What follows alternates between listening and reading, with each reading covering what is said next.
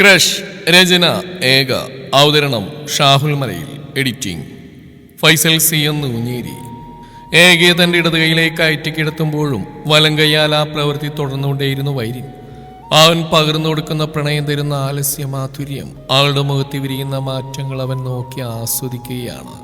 തന്നെ മാത്രം നോക്കിക്കിടക്കുന്നവനെ അവളും കണ്ണുകൾ മാത്രം ഉയർത്തിയൊന്ന് നോക്കി. തന്റെ കണ്ണുകളെപ്പോലും പറിച്ചെടുത്തു കൊണ്ടുപോകുന്ന കാന്തിക ശക്തിയാണ് അവന്റെ ആ നോട്ടത്തിലും ഭാവത്തിലുമെന്ന് അവൾക്ക് തോന്നിപ്പോയി. ആ നേരം തന്നെ അവൾ അനുഭവിച്ചറിഞ്ഞു അവന്റെ ആ വലം കൈയുടെ ചൂട് മുഴുവനായും ഇടത്തേ മാറിൽ മുറുകുന്നത്. ഏകയിൽ നിന്നൊരേങ്ങൾ പുറത്തേക്ക് വന്നത് ഇനിയും പാടില്ലെന്ന പോലെ അവൾ സ്വയം കീഴ്ച്ചുണ്ട് പല്ലുകൾക്കിടയിൽ കോർത്തു പിടിച്ചു. കാണാൻ പാടില്ലാത്ത എന്തോ കണ്ട പോലെ ഇത്തവണ നേർത്തൊരു സീൽക്കാരത്തോടെ അവനവിടെ അധരങ്ങൾ കടിച്ചെടുത്ത് വായ്ക്കുള്ളിലാക്കി നുണഞ്ഞു തുടങ്ങി. ആവർത്തിച്ചുകൊണ്ട് ശക്തിയിൽ മുറുക്കിയായുന്ന കൈയും നാവിൽ കെട്ടുപിണയുന്ന നാവും അതൊന്നും താങ്ങാൻ കഴിയാത്ത പോലെ അവന്റെ തോളിൽ അവൾ മുറുക്കി പിടിച്ചു. ഇടങ്കയ്യാൽ അവന്റെ പിൻതലയിൽ അമർത്തി മുടിയിൽ കോർത്തു വലിച്ചു. അധരങ്ങളെ മോചിപ്പിച്ചവൻ പിന്നീട് നുകർന്നത് ഹൃദയഭാഗത്തെ ആ തുടിപ്പിനെയാണ്.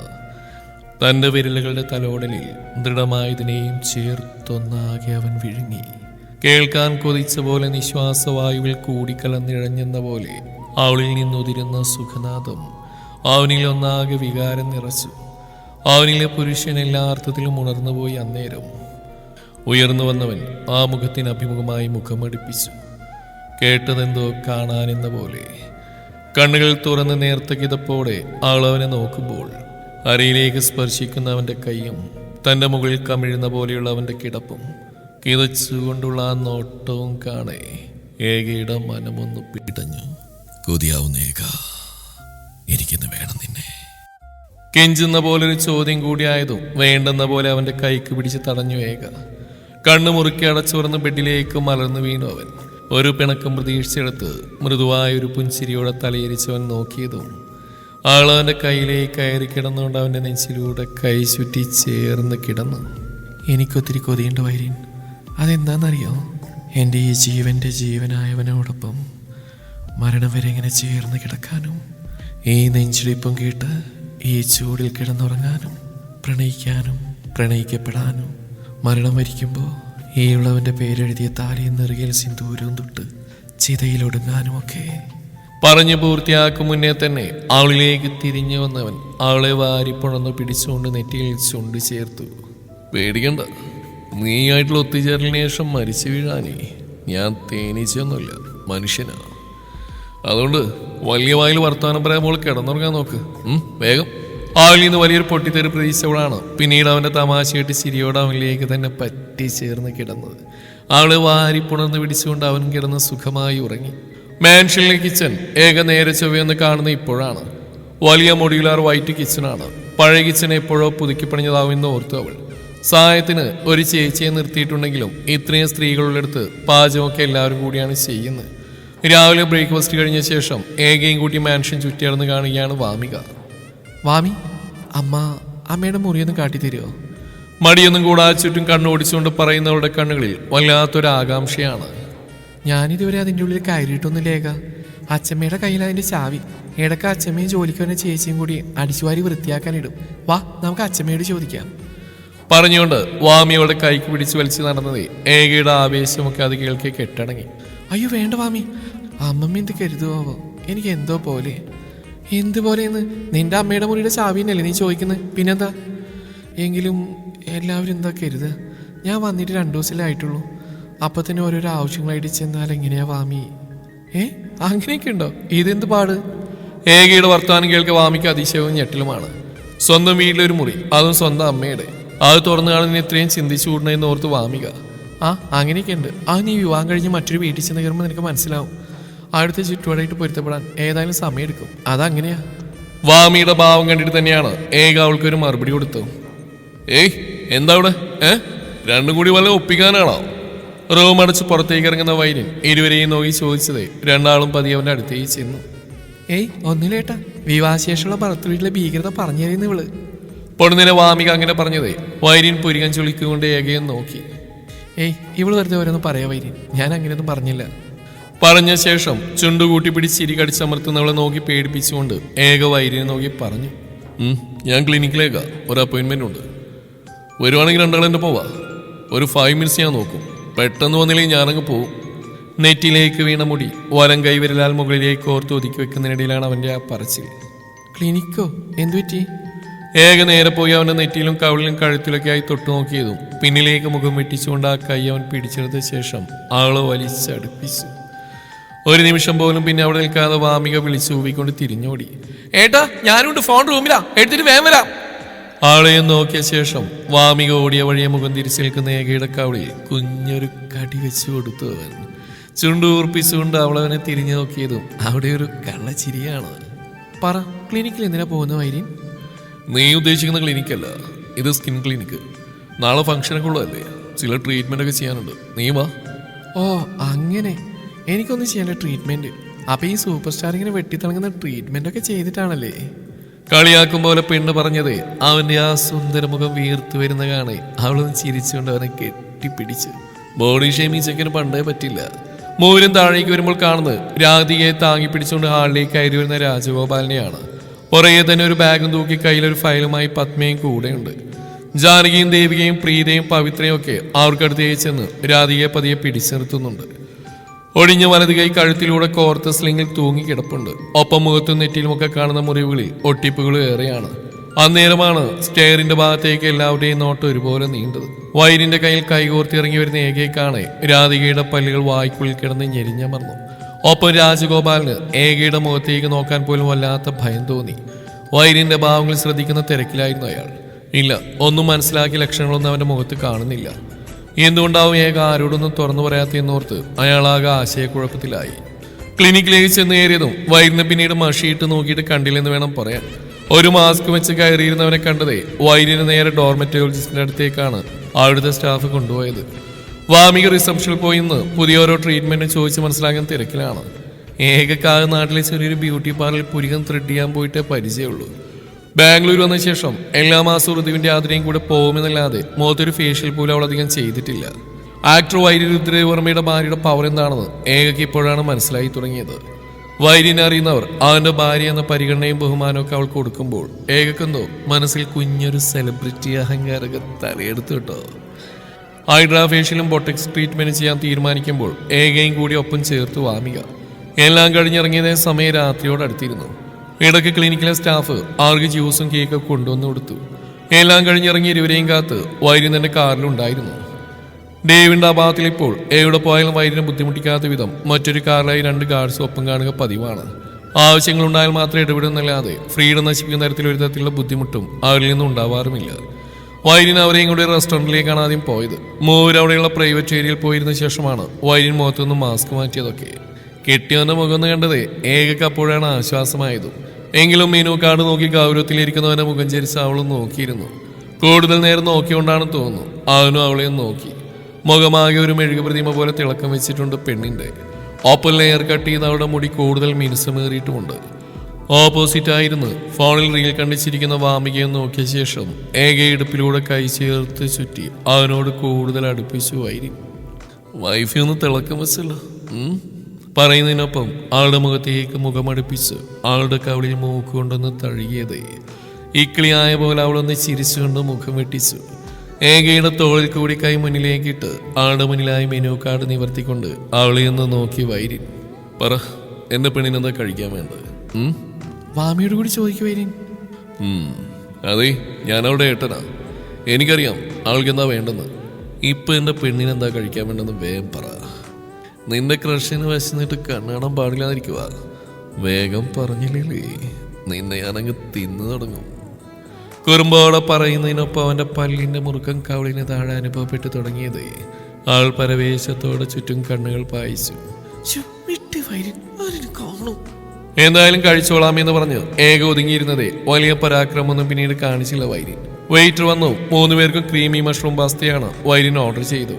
വിശപ്പ് സഹിക്കാൻ കഴിയാതെ ഏകയും മാമിയും ആർത്തിയോടെ ഫുഡ് കഴിക്കുന്ന കണ്ടപ്പോൾ തന്നെ വൈര്യന്റെ മനസ്സ് നിറഞ്ഞു. ഷെഫ് സ്പെഷ്യൽ ഐസ്ക്രീം ഡിലൈറ്റ് കൂടി ട്രൈ ചെയ്ത ശേഷമാണ് മൂവർ അവിടെ നിന്ന് ഇറങ്ങിയത്. മാൻഷനിലെത്തിയതേ ഒരിക്കൽ കൂടി ബന്ധുക്കളുടെ തിരക്കാണ്. വൈര്യൻ മാസ്ക് വെച്ച് മുകളിലേക്ക് വേഗത്തിൽ കയറിപ്പോയി. മിണ്ടലും പറയലൊക്കെ കഴിഞ്ഞ ദിവസങ്ങളിലേക്ക് കഴിഞ്ഞതല്ലേ. എപ്പോഴും എന്ത് മിണ്ടാനാണ്. വാമിക രക്ഷപ്പെട്ടുവെങ്കിലും ഇത്തവണ ഏക ബന്ധുക്കൾക്കിടയിൽ പെട്ടുപോയി. രുദ്രതയെ അവളെ ചേർത്ത് പിടിച്ച് എല്ലാവരുടെയും അടുത്തേക്ക് കൊണ്ടുപോയി പിന്നെയും മിണ്ടിക്കുന്ന തിരക്കിലാണ്. ഓ, ഇപ്പൊ ഞാനായി കുറ്റക്കാരനല്ലേ? നീ വലിയ പുണ്യാളനും. മധു, നീ ഒന്നോർക്കണം, ചെയ്തൊക്കെ നമ്മൾ രണ്ടും കൂടി തന്നെയാ. ഞാൻ പിടിക്കപ്പെട്ടാലേ എൻ്റെ ഒപ്പം നീയും കാണും. അമർഷത്തോടെ രാജഗോപാൽ പറയുമ്പോൾ മധുവിന് എന്തു പറയണമെന്ന് അറിയാതെയായി. തന്റെ മകൾ പ്രിയയുടെ നല്ല ഭാവിക്ക് വേണ്ടി രാജഗോപാലുമായി ചേർന്ന് രുദ്രദേവ് വർമ്മയ്ക്കെതിരെ പല നാറികളികളും കളിച്ചിട്ടുണ്ട്. എന്നാൽ ഇപ്പോൾ പ്രിയക്കോ രാധിക്കോ ഒന്നും ഇനി വൈരിനെ കിട്ടില്ലെന്ന് ഉറപ്പായ കാര്യമാണ്. പഴയ പോലെ ഓരോന്ന് ചെയ്തു കൂട്ടി ഇനിയെങ്ങാനും പിടിക്കപ്പെട്ടാൽ പ്രിയയുടെ ഭാവി നശിക്കുന്ന ബോധമാണ് മധുവിനെ മാറ്റി ചിന്തിപ്പിച്ചതിന് കാരണം. നോക്ക് രാജ, അടുത്ത് നടക്കാൻ പോകുന്ന വർഷയുടെ വിവാഹം, അത് കഴിഞ്ഞാൽ രാധികയുടെയും പ്രിയയുടെയും ഒക്കെ രുദ്രേട്ടൻ മുൻകൈയെടുത്ത് ആർഭാടായി തന്നെ നടത്തും. നമുക്കും അത് തന്നെയല്ലേ വേണ്ടതും. വൈരിനെ കിട്ടിയില്ലെന്ന് എഴുതിയ ആ വാശിപ്പുറത്ത് അവനെയോ അവൻ്റെ പെണ്ണിനെയോ പോയി കൊന്നിട്ടൊന്നും ഒരു കാര്യമില്ല. രാധികയുടെ കൂത്തിന് നീ ഇനിയും തുള്ളാൻ പാടില്ല. രഘുറാം ഇപ്പോഴും രുദ്രേട്ടൻ്റെ പിടിയില്ല. ആര്യദാത്ത എന്തെങ്കിലും അവൻ വിളിച്ചു പറഞ്ഞ മക്കളുടെ വിവാഹത്തിന് പോലും പങ്കെടുക്കാൻ കഴിയാതെ ജയിലിൽ ഉണ്ട വിഴുങ്ങി കഴിയേണ്ടി വരും നമ്മൾ. ഞാനെല്ലാം ഇവിടെ കൊണ്ട് നിർത്തുക. നിന്നോട് എനിക്ക് പകയൊന്നുമില്ല. പെട്ടെന്ന് നല്ലവനായെന്ന് കരുതി നിന്നെ ഞാൻ ഒറ്റിക്കൊടുക്കുകയില്ല. പക്ഷേ എനിക്കിനി ഒന്നിനും വയ്യ രാജ, നീയും നിർത്തിക്കോ. മധു മുറിവിട്ടിറങ്ങിയതും രാജഗോപാൽ പല്ലുകടിച്ചുകൊണ്ട് നിന്നല്ലാതെ അയാളോട് വെല്ലുവിളി നടത്താനൊന്നും മുതിർന്നില്ല. ഇനി ആരെയൊക്കെ കൂട്ടുപിടിക്കണമെന്ന ധാരണ അയാൾക്കും ഉണ്ടായിരുന്നു. ഏക എന്ന പീറ പെണ്ണിനെയല്ല താൻ ഇനി ടാർഗറ്റ് ചെയ്യേണ്ടത്. അതൊക്കെ തന്റെ മകളുടെ ഭാവിയോർത്ത് ചെയ്തു കൂട്ടിയതാണ്. മറിച്ച് രുദ്രദേവ് വർമ്മയുടെ മൊത്തം ഫാമിലി ഒരൊറ്റ ആക്സിഡന്റിലൂടെയോ മറ്റേതെങ്കിലും വിധത്തിലുള്ള അപകടത്തിലൂടെയോ ഈ ഭൂലോകത്ത് നിന്നും എന്നേക്കുമായി തുടച്ച് നീക്കപ്പെടണം.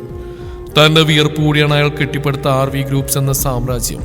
രാധികയെ കെട്ടിച്ചുവിടാൻ മാത്രം അതിൽ നിന്നൊരു പങ്ക് കിട്ടിയാൽ പോരെ തനിക്ക്. ഒരു ദിവസം ആ സാമ്രാജ്യത്തിന്റെ കസേരയിലിരുന്ന് അതിന്റെ നിയന്ത്രണം സ്വന്തം കൈപ്പിടിയിലാക്കണം. ഒടിഞ്ഞു തൂങ്ങിയ കൈയും വെച്ച് നീനെ എന്ത് ചെയ്യാൻ ഭാവിച്ച? രണ്ടും കൽപ്പിച്ചെന്ന പോലെ ബെഡിൽ ചാരിയിരിക്കുന്ന രാധികയെ നോക്കിയാണ് അഞ്ജലി ചോദിക്കുന്നത്. ഈ കൂടിക്കാഴ്ചയിൽ പ്രിയ അവർ ഉൾപ്പെടുത്തിയിരുന്നില്ല. നിനക്ക് ഞാൻ പറഞ്ഞ പോലെ അനുസരിക്കാനൊക്കുമോ? അതാദ്യം പറ. ഞാൻ ഈ അവസ്ഥയിലായിപ്പോയി. ഇല്ലെങ്കിൽ നിന്റെ ഒന്നും സഹായം എനിക്ക് വേണ്ടായിരുന്നു. രാധികയുടെ ക്രൂരമായ ഭാവം കാണെ അഞ്ജലിക്കും തെല്ലൊരു ഭയം അവളോട് തോന്നാതിരുന്നില്ല. ഒന്ന് ചോദിച്ചോട്ടെ, എങ്കിലും നീയാണ് ഓരോന്നും ചെയ്തു കൂട്ടിയെന്ന് ഇപ്പോഴും എനിക്ക് വിശ്വസിക്കാൻ പറ്റുന്നില്ല. ഇത്രയും പകം നിനക്ക് അവളോട് ഇന്നു മുതലും ഉണ്ടായേ? കടന്നുകൂടിയ ഭയത്തോടൊപ്പം അറിയാനുള്ള ആകാംക്ഷയും അഞ്ജലിയിൽ മുന്നിട്ട് തന്നെ നിന്നു.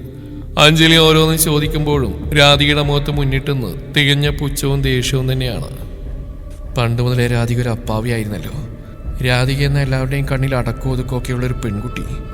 അതുകൊണ്ട് തന്നെ വൈരിനെ രാധികയെ കൊണ്ട് കെട്ടിച്ചാലോ എന്നൊരു ചോദ്യം ആ വർമ്മ കുടുംബത്തിൽ ആദ്യം ഉണ്ടായത്. പക്ഷേ വർഷയും പ്രിയയും വളർന്നു വലുതായി പുറത്തൊക്കെ പോയി പഠിച്ച സ്റ്റൈലിലെ വസ്ത്രങ്ങളൊക്കെ ധരിച്ച് വൈരിനെ മയക്കാൻ ശ്രമിച്ചിട്ടും അവളുമാരുടെ ഭാഗത്തേക്ക് പോലും അവനെ നോക്കുന്നില്ലെന്ന് കാണേ ഞാൻ എൻ്റെ രൂപം അങ്ങനെ തന്നെ അങ്ങ് തുടർന്നു.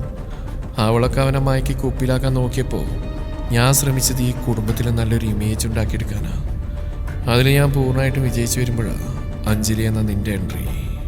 പറഞ്ഞിരുത്തിക്കൊണ്ട് രാധിക അഞ്ജലിയെ നോക്കി ക്രൂരമായെന്ന് പുഞ്ചിരിച്ചു. അഞ്ജലി അത്ഭുതത്തോടെ കണ്ണു തുറിച്ച് നോക്കിയിരിക്കുകയാണ്. ഇനി അടുത്ത എന്താണ് ഇവൾ പറയാൻ പോകുന്നതെന്നറിയാൻ. നിന്റെ അച്ഛൻ ദേവനും അമ്മ രേവതിക്കും ദേവിക അമ്മായിയോടുള്ള അടുപ്പം വെച്ച് നിനക്കാണ് ചാൻസ് കൂടുതലെന്ന് മനസ്സിലാക്കിയപ്പോൾ നിന്നെ അങ്ങ് കൊന്നുകളഞ്ഞാലോന്ന് പറഞ്ഞ് ഞാൻ ചിന്തിച്ചതാണ്. ഇത്രയും വർഷം വെളുപ്പിനെഴുന്നേറ്റ് കുളിച്ച് താവണിയും ചുറ്റി ആ കിളവിയുടെ കൂടെ പൂജാമുറിയിൽ നിന്ന് ഇറങ്ങിയതിനും അവരോടൊപ്പം ചേർന്ന് പട്ടിണി കിടന്ന് ഓരോ വ്രതങ്ങളെടുത്ത് കൂട്ടിയതിനും അമ്പലങ്ങൾ ചുറ്റി നടന്നതിനും ഇഷ്ടവസ്ത്രങ്ങൾ പോലും ധരിക്കാൻ കഴിയാതെ പഠിച്ച് നല്ലൊരു നിലയിലെത്താൻ കഴിയാതെ എൻ്റെ ഐഡന്റിറ്റി പോലും മാറ്റിവെച്ച് ഒരുത്തിനു വേണ്ടി ഞാൻ കഷ്ടപ്പെട്ടതൊക്കെ വെറുതെ ആയി എന്ന് അറിയുമ്പോൾ കൊല്ലാനല്ലാതെ എനിക്ക് നിന്നെയൊക്കെ പൂവിട്ട് പൂജിക്കാനാണോ തോന്നിയിട്ട്? ഭ്രാന്തമായ ഒരു ആവേശമായിരുന്നു രാധികക്ക് അപ്പോൾ. ഇനിയും ഒന്നും കേൾക്കാൻ നിൽക്കാതെ മുറിവിട്ട് ഓടി രക്ഷപ്പെടാൻ തോന്നിപ്പോയി അഞ്ജലിക്ക്. അതുകൊണ്ട് തന്നെ ഉള്ളിൽ തട്ടിയ ഭയം മറച്ചു വെച്ച് രാധികൾ മാത്രം മിഴിയുറപ്പിച്ച് കരുതത്തിനായിരുന്നു അഞ്ജലി. അങ്ങനെ ഒരു ദിവസം ആ മാനേജർ ജയറാം ആരോടോ ഫോണിൽ സംസാരിച്ച് വൈരിനെ കളിയാക്കി ചിരിക്കുന്ന ഞാൻ കേട്ടത്. വൈരിൻ്റെ ഫോണിൽ ഏതോ ഒരുത്തി സ്ഥിരമായിട്ട് മെസ്സേജ് അയക്കുന്ന വിവരവും അവൻ അവളോടൊരു ചായവുള്ള പോലെ സംശയമുണ്ടെന്ന് കേട്ടപ്പോൾ നയത്തിൽ അയാളോട് സംസാരിച്ച വിവരങ്ങൾ അറിയാൻ ശ്രമിക്കായിരുന്നു ഞാൻ. മാനേജർ ജയറാം വൈരിൻ്റെ വിവരങ്ങൾ ചോർത്തി തന്നതിനും ആ അജ്ഞാതയുടെ മെസ്സേജ് എനിക്ക് അയാൾ കൈമാറിയതിനും പകരമായിട്ട് അയാൾക്ക് ഞാൻ കൊടുത്ത പാരിതോഷികം എന്താണെന്നറിയാം നിനക്ക്? ഈ എന്നെ തന്നെ ഞാൻ അയാൾ കൊടുത്തു. പക്ഷേ അവൾക്ക് നേരെയുണ്ട ആക്രമണത്തിൻ്റെ ചുമതല ഏറ്റെടുത്ത എൻ്റെ പപ്പയാ. ജയറാമിന് അതിനെ പറ്റിയൊന്നും അറിയില്ല. പേര് പോലും അറിയാത്ത അവളെ ഗുണ്ടുകൾക്ക് ഞാനൊന്ന് കാട്ടിക്കൊടുത്തു എന്നേ ഉള്ളൂ. ആ സ്ഥലത്ത് വെച്ച് അവളെ കണ്ടിട്ടുണ്ടെന്നല്ലാതെ അവളുടെ മറ്റു വിവരങ്ങളൊന്നും എനിക്കറിയില്ലായിരുന്നു. അതോടെ അവളുടെ ശല്യം തീർന്നെന്ന് ഞാൻ കരുതി. പക്ഷേ പിന്നീട് ഞാൻ അവളെ കാണുന്നു. അവൾ മാൻഷനിൽ കയറി വന്നപ്പോഴാ അറിയോ, അന്നെൻ്റെ സമനില തെറ്റി. അജ്ഞാത സുന്ദരി രക്ഷയ്ക്കായ എത്തിയവളും 5ാമത്തെ മുറപ്പെണ്ണ് എല്ലാം ഒരുവൾ ഏകാ വിശ്വനാഥൻ. ദേഷ്യം സഹിക്കാൻ കഴിയാഞ്ഞിട്ടാ ഒരു ദിവസം ഞാൻ അവളോട് എല്ലാം വിളിച്ചു പോവിയത്. എന്നിട്ടോ അവളെൻ്റെ മുകളിൽ താഴേക്ക് തള്ളിയിട്ടു. ഇനി നീ പറ, വൈരിന് വേണ്ടി ഇത്രയൊക്കെ ചെയ്ത ഞാനല്ലേ അവൻ്റെ ഭാര്യയാകാൻ ഏറ്റവും കൂടുതൽ യോഗ്യ? അവൻ കാരണം അവന് വേണ്ടി ഞാൻ എന്നെ തന്നെ സ്വയം നശിപ്പിച്ചില്ലേ? എൻ്റെ ശരീരം, എൻ്റെ വ്യക്തിത്വം, എൻ്റെ ഇഷ്ടങ്ങൾ, എൻ്റെ സമയം എല്ലാം മാറ്റിവെച്ച് ഞാൻ അവരെ സ്നേഹിച്ചില്ലേ? എന്നിട്ട് എനിക്ക് കിട്ടിയോന്ന് ഇല്ല. പക്ഷേ എനിക്ക് വേണം, എനിക്കവനെ വേണം. എല്ലാം കേട്ട് അഞ്ജലി അവിടെ തറഞ്ഞിരുന്നു പോയി. അപ്പോൾ ഞാനും ചോദിക്കട്ടെ, എന്നെ ടാർഗറ്റ് ചെയ്യുന്ന നീയാണോ? എന്നെ കൊല്ലാനും നോക്കി നീയല്ലേ? സംശയമുണ്ടോ അഞ്ജലി? നീയും വൈനുമായിട്ടുള്ള ആ മൂവി സോങ് റിലീസായപ്പോൾ തന്നെ ഞാൻ കണക്ക് കൂട്ടിയതാ. നിന്റെ സിനിമ റിലീസ് ദിവസം ഞാനും വൈനും ഒരുമിച്ച് തിയേറ്ററിൽ പോയിരുന്ന ആ സിനിമ കാണുമ്പോൾ നീ ജീവനോടെ ഉണ്ടാകാൻ പാടില്ലെന്ന്. പക്ഷെ അവിടെയും ഞാൻ തോറ്റു. തിയേറ്ററിൽ അവനെ കെട്ടിപ്പിടിച്ച് ഉമ്മ വെച്ചിരുന്ന സിനിമ കണ്ടത് അവളാ. ആ ഏക നിന്റെ ഫോണിൽ ആ ഫോട്ടോകളോടി കണ്ടപ്പോൾ ഇനി ഞാൻ എന്നെ മറച്ചു പിടിച്ചിട്ട് കാര്യമില്ലാന്ന് തോന്നി. അപ്പോഴാ നിനക്കൊക്കെ ഞാൻ എൻ്റെ വിശ്വരൂപം കാട്ടിത്തന്ന്. ഇനി പറ, നാളത്തെ ദിവസം അവൾക്ക് ഞാൻ കൊടുക്കാൻ പോകുന്ന ഗിഫ്റ്റ്, അതിനെന്നെ സഹായിക്കാൻ നീ ഒപ്പം നിൽക്കില്ലേ? എനിക്ക് പ്രേമിൻ്റെ സഹായം വേണം അഞ്ജലി. നാളത്തെ രാത്രി പ്രേം ഉറങ്ങുന്ന അവൾക്കൊപ്പം, ഏകക്കൊപ്പം. പക്ഷേ ഇത്രയൊക്കെ ശേഷം അഞ്ജലിയുടെ മുഖത്ത് ആദ്യത്തെ ആവേശമൊന്നും ഉണ്ടായിരുന്നില്ല. ആദ്യമായി ഏകയും വൈരിനെ അവിടെ വഴിക്ക് വിടാൻ അഞ്ജലിക്ക് തോന്നിപ്പോയി. നിന്റെ കൂടെ നിന്ന് എനിക്കെന്താ ലാഭം? നിനക്ക് വൈരിനെ നേടി തന്നിട്ട് എനിക്കെന്തിട്ടാനാ? അല്ലേ തന്നെ അവൾക്ക് എന്ത് സംഭവിച്ചാലും ഇനി അവൻ അവളെ തള്ളിപ്പറയുന്ന എനിക്ക് തോന്നുന്നുണ്ടോ? അറിയാം അഞ്ജലി, ഇനി എന്ത് സംഭവിച്ചാലും ഏത് സംഭവിച്ചാലും അവൻ അവളെ തള്ളിക്കളയില്ല. അവനെന്നല്ല, വർമ്മ കുടുംബത്തിൽ ആരും ചെയ്യില്ല. കാരണം ഏക ഇപ്പോൾ വർമ്മ കുടുംബത്തിലെ പെണ്ണാ. പക്ഷേ അവന് മുന്നേ മറ്റൊരുവൻ കൈവച്ച പെണ്ണായാൽ മതി ഏക വിശ്വനാഥൻ. ഞാൻ എന്നാ കിളവൻ ജയറാമിന് സമർപ്പിച്ചില്ലേ, അത് ഈ മോൾക്ക് വേണ്ടി, എൻ്റെ വൈരിനെ നേടാൻ വേണ്ടി. അതുപോലെ അവളൊരു 2ാം തരക്കാരിയായാൽ മതി. നീ പ്രേം ചവച്ച് തുപ്പി എച്ചിൽ തിന്നാനുള്ള യോഗം മതി വൈരിന്. നീ ഒരിക്കൽ ശ്രമിച്ചല്ലേ? സോ എൻ്റെ കൂടെ നിന്നാ നിനക്കതൊക്കെ കണ്ട് ആസ്വദിക്കാം. ആരും കാണാതെ പ്രേമിനെ അവളെ റൂമിൽ കയറ്റണം. അവിടെ ഘടിപ്പിച്ചിരിക്കുന്ന ഒളി ക്യാമറയിലൂടെ പ്രേം പോലും അറിയാതെ നമ്മൾ ആ വീഡിയോ കണ്ട് രസിക്കും. വേണമെങ്കിൽ ഏകയുടെ അവൻ്റെ ലീലാവിലാസങ്ങൾ നമുക്ക് വൈറലാക്കാം. എങ്ങനെയുണ്ട്? ഇതിലും വലിയ പ്രതികാരമുണ്ട് ഇനി ചെയ്യാൻ. അപ്പോൾ ആദ്യം അവളെ മയക്കി കിടത്താനുള്ള സാധനം സംഘടിപ്പിക്കണം. നീ കൂടെ നിൽക്കില്ലേ? യെസ് രാധിക. ഇത്തവണ അഞ്ജലിയും കൂടമായെന്ന് ചിരിച്ചു. തുടരും ഈ കഥയുടെ ബാക്കി ഭാഗം നാളെ ഇതേ സമയം.